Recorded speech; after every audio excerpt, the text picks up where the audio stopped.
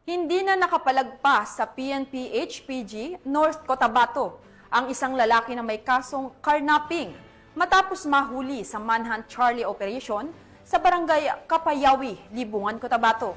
Ang detalye ng balita mula kay Patrolman Mark Roland Feliciano.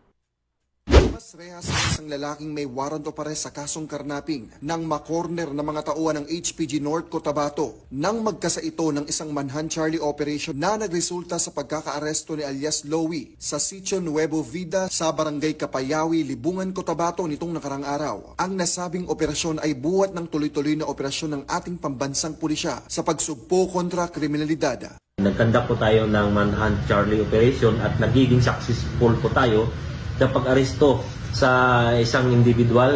Ito po ang top 7 most wanted ng provincial level po ng North Cotabato. Ito po ay nahuli natin dito sa vicinity po ng Sitio Nueva Vida, Barangay Kapayawi, Libungan, Cotabato. At ito po ay may bail bond recommended na 300,000 pesos. Isang paalaala lang po sa ating may mga sasakyan, mga motorista, na manatili po tayong mapagmatsyag. Huwag po natin basta-basta na lang iwan yung ating mga sasakyan na nakapark, na nakabukas yung bintana at hindi nakalock. Doon po natin ipark sa mas ligtas na lugar, hindi madilim, para iwas po tayo biktima sa mga ganitong mga karnaping.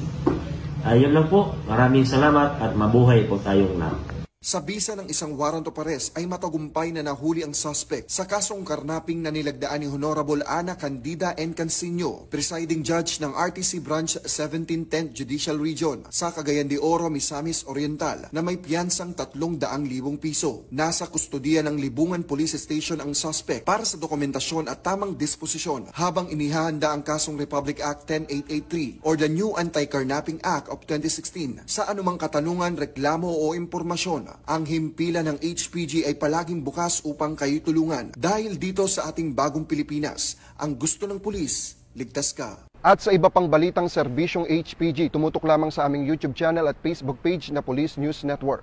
Mula sa tanggapan ng kakampi nyo sa kalsada, ako po si Patrolman Mark Roland Feliciano para sa Police News Network, alagad ng batas, tagataguyod ng balitang pulis.